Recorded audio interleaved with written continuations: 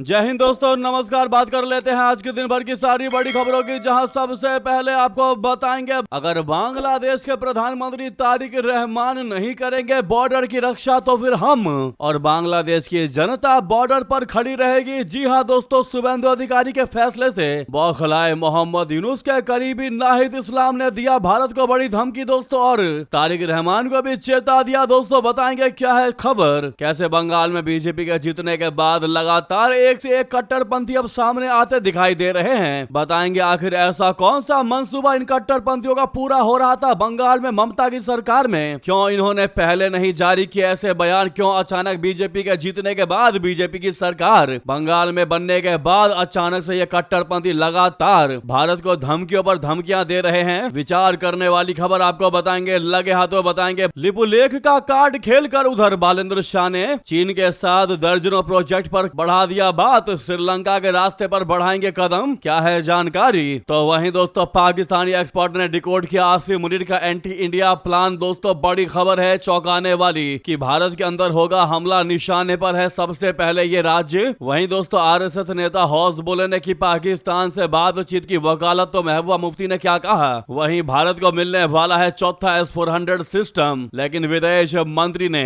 लावरो ने क्या कहा भारत को लेकर। दोस्तों पीएम मोदी को लेकर एक से एक बेहतरीन जानकारी आपको बताने वाले हैं, बस आप वीडियो के अंत तक बने रहिएगा। और खबरों में आगे बढ़ने से पहले अगर आप भी मानते हैं कि बांग्लादेश कितना भी चिल्ला ले, बौखला ले, कितनी भी धमकियां दे दे, गेदड़ भभकियां दे दे, भारत डरने वाला नहीं और घुसपैठियों को बाहर किया जाएगा, वो भी हर हाल में, तो इस वीडियो को लाइक करके चैनल को सब्सक्राइब करके बेल आइकन दबा के कमेंट में जय हिंद अवश्य कहिएगा। बात करते पहली सबसे बड़ी खबर की, जहां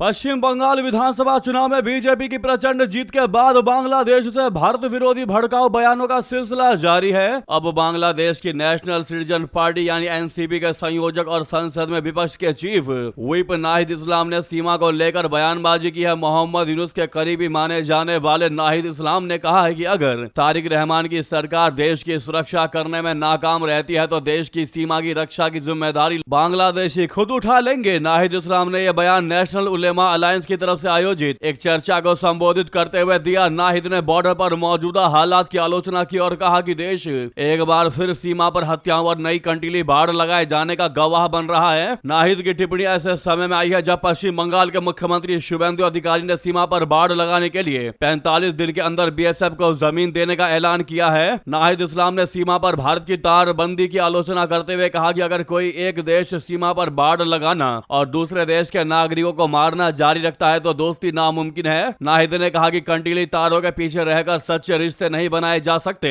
इस दौरान नाहिद ने भारत के अंदर मुसलमानों के उत्पीड़न का बेबुनियाद आरोप लगा दिया। उन्होंने कहा कि सीमा पार मुसलमान दमन का सामना कर रहा है। दोस्तों आपको बता दें, इधर पश्चिम बंगाल के मुख्यमंत्री शुभेंदु अधिकारी ने कहा है कि राज्य सरकार ने भारत बांग्लादेश सीमा पर बाढ़ लगाने के लिए बीएसएफ को जमीन देने की प्रक्रिया शुरू कर दी है। अधिकारी की इस घोषणा के कुछ घंटों बाद ही अधिकारी हरकत में आ गए, जिसने बांग्लादेश में टेंशन बढ़ा दी है। पश्चिम बंगाल के सीमा से सटे जिलों में प्रशासनिक अधिकारियों ने बीएसएफ के साथ जमीनी स्तर पर आकलन शुरू कर दिया है। बीजेपी ने अपने चुनावी वादे में बांग्लादेश से होने वाली अवैध घुसपैठ पर रोक लगाने को प्राथमिकता से रखा है। अब ऐसे में दोस्तों बीएसएफ की तैयारियों से पहले ही बांग्लादेश में भूचाल आ चुका है और अब कट्टरपंथी नेता लगातार भारत विरोधी बयान और तारिक रहमान से रिक्वेस्ट करने की इस पर वो भी कुछ कहें। अब इस नाहिद इस्लाम का क्लियरली कहना है कि अगर सरकार नहीं मानेगी तो हम खुद बॉर्डर पर तैनात हो जाएंगे, बांग्लादेश के लोग बॉर्डर पर तैनात हो जाएंगे। यानी उनका कहना क्लियरली यही है कि भारत से घुसपैठियों को वापस बांग्लादेश नहीं आने देंगे, जबकि वो बांग्लादेश ही हैं जो बांग्लादेश वापस जाएंगे भारत से, लेकिन अपने बांग्लादेशियों को भी वापस नहीं आने देना चाहता। दोस्तों बांग्लादेश आखिर कैसी नागरिकता निभा रहे हैं ये लोग, अवैध तरीके से भारत में घुसपैठ कर देते हैं, लेकिन इनको वापस जब भेजा जाता है तो बांग्लादेशी कट्टरपंथी एक्टिव हो जाते हैं। आपकी इस पर क्या राय है दोस्तों, अवश्य कमेंट करके बताएगा, लेकिन आप लोग कमेंट में ये लिख जरूर दीजिएगा जिससे बांग्लादेशी कट्टरपंथियों को पता चल सके कि सिर्फ भारत की मोदी सरकार ही नहीं, भारत के लोग भी चाहते हैं कि इन बांग्लादेशी घुसपैठियों को वापस भेजा जाना चाहिए जो अवैध रूप से भारत में रह रहे हैं। जरूर कमेंट में कहिएगा दोस्तों, लेकिन सामने लाइक का बटन अभी तक प्रेस नहीं किया तो इस लाइक के बटन को जरूर दबा दीजिएगा। नेक्स्ट खबर की बात करते हैं, जहां वहीं उधर बालेंद्र शाह ने खेला अब चीन का कार्ड। ड्रैगन के साथ दर्जनों प्रोजेक्ट पर बात करेगा नेपाल। क्या श्रीलंका के रास्ते पर बढ़ाएगा ये कदम? बता दे, नेपाल और चीन के बीच विभिन्न परियोजनाओं को तेज करने को लेकर योजना बन रही है। नेपाली मीडिया रिपोर्ट्स के मुताबिक दोनों देशों के बीच आने वाले महीनों में ताबड़तोड़ बैठकें होने वाली है। काठमांडू पोस्ट ने अपनी रिपोर्ट में मामले से परिचित अधिकारियों के हवाले से जानकारी दी है कि जून के पहले हफ्ते में काठमांडू में नेपाल चीन सहयोग कार्यक्रमों और परियोजनाओं के कार्यान्वयन में सुविधा के लिए तंत्र की तीसरी बैठक आयोजित की जाएगी। इसको लेकर तैयारियां तेज चल रही हैं। पोस्ट ने विदेश मंत्रालय के प्रवक्ता लोक बहादुर पौडेल के हवाले से बताया है कि यह बैठक 2 जून को प्रस्तावित है, जिसमें नेपाल में चीन की तरफ से वित्त पोषित विभिन्न परियोजनाओं की स्थिति पर चर्चा की जाएगी। रिपोर्ट में बताया गया कि इस बैठक में नेपाल में चीनी परियोजनाओं के डेवलपमेंट की समीक्षा की जाएगी और समय पर वो पूरा हो इसके लिए काम किए जाएंगे और काम तेज करने के उपायों की पहचान की जाएगी। नेपाल के विदेश सचिव अमृत बहादुर राय और नेपाल में चीन के राजदूत झांग माओ मिंग की इस महीने एक द्विपक्षीय बैठक होने वाली है, जिसमें दोनों देशों के प्रतिनिधिमंडल साथ रहेंगे। इस दौरान नेपाल में चीनी फंड से चलने वाली परियोजनाओं में आने वाली बाधाओं की पहचान की जाएगी। दोस्तों, बालेंद्र शाह जो कहता है कि अभी किसी भी देश से हम बातचीत नहीं करेंगे, वहीं अब चीन कार्ड खेलता नजर आ रहा है। लेकिन वहीं दूसरी तरफ लिपुलेख के रास्ते मानसरोवर यात्रा और चीन के साथ व्यापार को लेकर नेपाल में गुस्सा है। नेपाल सरकार की तरफ से भेजी गई आपत्ति को नई दिल्ली ने खारिज कर दिया है, जबकि चीन ने चुप्पी साध रखी है। नेपाल में भारत को लेकर नाराजगी है और एक्सपर्ट्स कह रहे हैं। विदेश मंत्रालय में प्रोटोकॉल के पूर्व प्रमुख गोपाल बहादुर थापा ने काठमांडू पोस्ट में लिखे एक लेख में कहा है कि लिपुलेख पर नेपाल का हक है और नक्शों से लेकर दस्तावेज तक उसके पक्ष में है, जिसे नेपाल सरकार को भारत के सामने पेश करना चाहिए। यानी कि दोस्तों, नेपाल के जो एक्सपर्ट्स हैं वो नेपाली बालेंद्र शाह को, पीएम को लगातार भड़का रहे हैं। यहाँ तक कि नेपाल का विपक्ष भी बालेंद्र शाह को भड़का रहा है कि वो भारत से बात करे, डायरेक्ट बात करे, जबकि भारत ने क्लियरली कहा है कि यह क्षेत्र भारत का था, है और रहेगा। इस पर किसी अन्य देश का हाथ नहीं, अन्य देश का कोई हस्तक्षेप नहीं होना चाहिए। उसके बावजूद भी नेपाल लगातार दोस्तों इस मुद्दे को गरमाता दिखाई दे रहा है, जो कहीं ना कहीं रोटी बेटी के रिश्तों को खराब करता दिखाई दे रहा है। दोस्तों, वहीं आपको बता दें, भारत के अंदर होगा हमला, निशाने पर है मुंबई। जी हां, पाकिस्तानी एक्सपर्ट ने डिकोड किया आसिम मुनीर का एंटी इंडिया प्लान। बता दे, पाकिस्तान के चीफ ऑफ डिफेंस स्टाफ बोले तो सीडीएफ और army chief field marshal Asim Munir ने बीते रविवार को भारत को नई धमकी दी थी। भारत के साथ पिछले साल हुए 4 दिनों के युद्ध की पहली सालगिरह के मुनीर ने रावलपिंडी स्थित पाकिस्तानी सेना के मुख्यालय में संबोधन दिया था। इस दौरान मुनीर ने कहा था कि अगर भविष्य में पाकिस्तान के खिलाफ किसी भी तरह की हिमाकत की गई तो इस बार युद्ध के नतीजे सीमित नहीं होंगे। पाकिस्तानी एक्सपर्ट कमर चीमा ने मुनीर की इस धमकी को बहुत गंभीर बताया। चीमा ने कहा कि आर्मी चीफ आसिम मुनीर ने जिस तरह से बात की है वो बिल्कुल सीधा संदेश है। चीमा ने आसिम मुनीर के बयान को दोहराया और कहा कि पिछले साल हुई लड़ाई 2 कौमों के बीच नहीं बल्कि 2 विचारधाराओं के बीच की लड़ाई है। आसिम मुनीर ने अपने संबोधन में यह भी कहा था कि अगली बार पाकिस्तान पर हमला हुआ तो जवाब बेहद व्यापक, खतरनाक, दूरगामी और दर्दनाक होंगे। चीमा ने कहा कि आसिम मुनीर की धमकी का सीधा मतलब है कि अब सारा का सारा भारत अब हमारा टारगेट है। अब लड़ाई केवल बॉर्डर पर नहीं होगी बल्कि भारत के अंदर होगी। उन्होंने आगे बताया कि पाकिस्तान के आर्मी चीफ का इरादा भारत के न्यू नॉर्मल को चेंज करना है, जिसके तहत भारत घुसकर मारने का दावा करता है। चीमा ने आगे ये भी बताया कि अब गुजरात के बॉर्डर इलाके या कोई छोटे टारगेट पर पाकिस्तान हमला नहीं करेगा, अब वो भारत के अंदर सीधा हमला करेगा। इसके साथ ही जंग का पुराना तरीका चेंज होगा। अब मल्टी डोमेन ऑपरेशन की तरफ पाकिस्तान बढ़ रहा है। उन्होंने कहा कि इस लड़ाई से मिले सबक के बाद पाकिस्तान की फौज नए ऑपरेशनल आर्ट के साथ सामने आएगी। इसका मतलब यह है कि भारत का दक्षिण निशाने पर होगा, सेंटर टारगेट पर होगा, मुंबई टारगेट पर होगा। इसका मतलब है कि बड़े मिसाइल चलेंगे।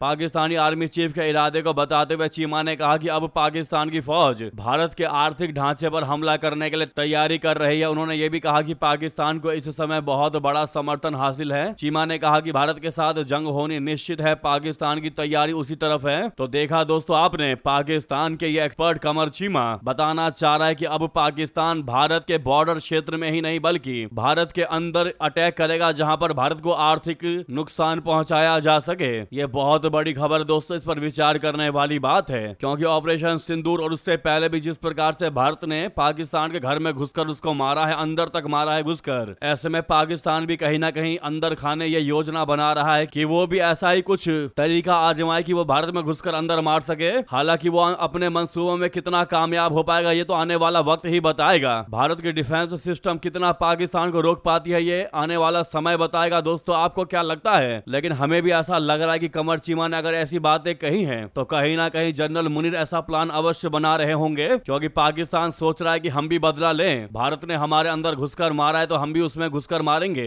ऐसे में अगर आप भी मानते हैं कि पाकिस्तान का ये सपना ही रह जाएगा, लेकिन अगर पाकिस्तान ने ऐसा प्रयास भी किया तो भारत ने असली खेल तो अभी खेला ही नहीं है, पाकिस्तान नेस्त नाबूद हो जाएगा। मानते हैं तो कमेंट में आप लिख दीजिएगा पाकिस्तान को कि हिम्मत भी मत करना और सोचना भी मत, जरूर कहिएगा दोस्तों, ताकि आपका ये मैसेज पहुंचे पाकिस्तानियों तक और पाकिस्तान का हुक्मरान तक, ताकि उनके पता चल सके कि भारतीय डट कर मुकाबला करने को खड़े हैं। वहीं आपको बता दें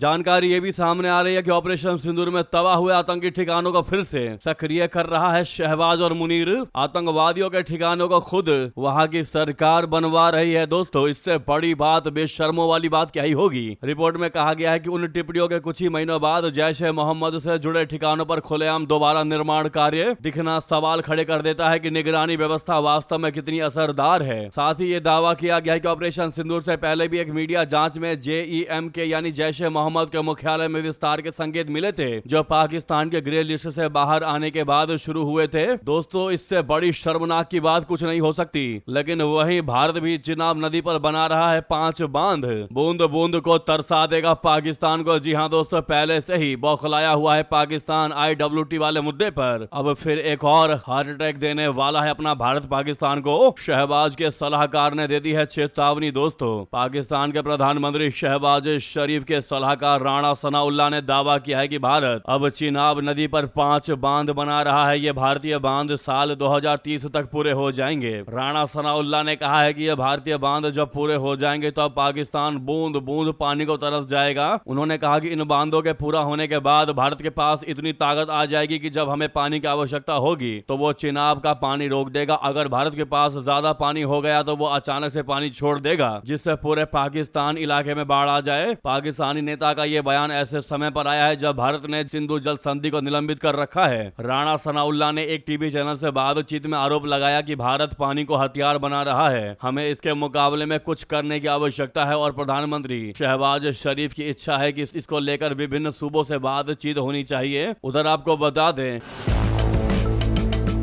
हमने सुबह के ही खबर में आपको बताया था कि आरएसएस के नेता हौज बोले ने पाकिस्तान से बातचीत की वकालत की बात कही है। कहा है कि पाकिस्तान के साथ पड़ोसी के साथ बातचीत बनी रहनी चाहिए, जिसके बाद अब महबूबा मुफ्ती का भी बयान आया। PDP के चीफ और जम्मू कश्मीर के पूर्व CM महबूबा मुफ्ती ने उनके बयान का स्वागत किया। महबूबा मुफ्ती ने कहा कि PDP और खासकर मुफ्ती सईद साहब का हमेशा से स्टैंड रहा है कि जम्मू कश्मीर में अगर हालात को दुरुस्त करना है, हमेशा के लिए आपको यहाँ अमन कायम करना है, तो हमें पाकिस्तान के साथ बातचीत की खिड़की खोलकर रखनी होगी, इसके सिवा और कोई चारा भी नहीं है। महबूबा मुफ्ती ने कहा कि ना सिर्फ मुफ्ती साहब बल्कि वाजपेयी जी ने भी कहा था कि आप अपने दोस्त बदल सकते हैं लेकिन अपने पड़ोसी को नहीं बदल सकते। यह अच्छी बात है कि आरएसएस के जनरल सेक्रेटरी ने यह बात कही है कि हमें पाकिस्तान के साथ बातचीत करनी चाहिए। आपने देखा कि ईरान जैसा एक छोटा सा मुल्क, दूसरी तरफ से अमेरिका इतना बड़ा सुपर पावर और उधर इजराइल, उन्होंने ईरान पर कितने हमले किए लेकिन आखिरकार मजबूत होकर चाहते हैं कि बातचीत से ही मसले का हल निकले। ऑपरेशन सिंदूर को 1 साल हो गया, दोनों तरफ से एहसास है, मुझे तो लगता है कि कोई और रास्ता है ही नहीं। तो ये कहना है दोस्तों महबूबा मुफ्ती का है। बहरहाल आपकी इस पर क्या राय है? क्या पड़ोसी के साथ जो हमारा दुश्मन पड़ोसी है, क्या इससे बातचीत किसी भी कीमत पर होनी चाहिए? दोस्तों आपकी जो भी निजी राय हो अवश्य कमेंट करके बताइएगा, या फिर ऐसे ही अपने इस दुश्मन पड़ोसी को तड़पाना चाहिए भारत को? एक भारतीय होने के नाते दोस्तों आपकी क्या राय है? आपकी राय मानी जाएगी, इसलिए भर भर कर कमेंट कीजिएगा, अपना सुझाव सजेशन दीजिएगा कमेंट में। क्या पाकिस्तान बात करने के लायक है? जरूर बताइएगा। वहीं आपको बता दें हरियाणा निकाय चुनाव में बीजेपी का बड़ा दबदबा, प्रधानमंत्री मोदी ने जनता का जताया आभार। दोस्तों बड़ी खबर, हरियाणा नगर निकाय चुनावों में भारतीय जनता पार्टी ने शानदार प्रदर्शन करते हुए अंबाला और सोनीपत नगर निगमों में बड़ी जीत दर्ज की है। इसके साथ ही भाजपा ने अन्य कई निकाय चुनावों में भी जीत हासिल की है। पार्टी कार्यकर्ताओं और नेताओं ने जीत के बाद जश्न मनाते हुए मिठाइयां बांटी। प्रधानमंत्री नरेंद्र मोदी जी ने चुनावों में बीजेपी की जीत पर राज्य की जनता और पार्टी के कार्यकर्ताओं का आभार जताया। अंबाला नगर निगम मेयर पद पर भाजपा उम्मीदवार अक्षिता सैनी ने कांग्रेस की कुलविंदर कौर को 21,358 वोटों से हराया। वहीं निर्दलीय उम्मीदवार सोनिया रानी तीसरे स्थान पर रही। सोनीपत में भाजपा के राजीव जैन ने कांग्रेस उम्मीदवार कमल दीवान को 23,247 वोटों से के बड़े अंतर से पराजित किया। इनेलो के आनंद कुमार तीसरे स्थान पर रहे। जी हां दोस्तों, इस पर प्रधानमंत्री मोदी जी ने लिखा कि हरियाणा के नगर निकाय चुनावों में भाजपा की शानदार विजय के लिए राज्य के मेरे परिवारजनों का बहुत बहुत आभार। इस जीत से एक बार फिर स्पष्ट हो गया कि जनता जनार्दन का भाजपा एनडीए सरकार द्वारा किए जा रहे विकास और सुशासन की नीतियों पर अटूट विश्वास है। ये विजय राज्य की डबल इंजन सरकार पर हरियाणा के लोगों के भरोसे का प्रतीक है। इस अवसर पर पार्टी के उन सभी कार्यकर्ताओं का मैं हृदय से अभिनंदन करता हूं जिन्होंने भाजपा की इस जीत में अहम भूमिका निभाई है। ऐसे में लगे हाथों वीडियो को लाइक करके, चैनल को सब्सक्राइब करके, बेल आइकन दबा के कमेंट में आप लोग जय हिंद अवश्य कहिएगा। दोस्तों मिलते हैं अगली बड़ी खबर में। यहां तक बने रहने के लिए आप सभी का बहुत बहुत धन्यवाद, बहुत बहुत आभार। जय हिंद, जय भारत, जय श्री राम।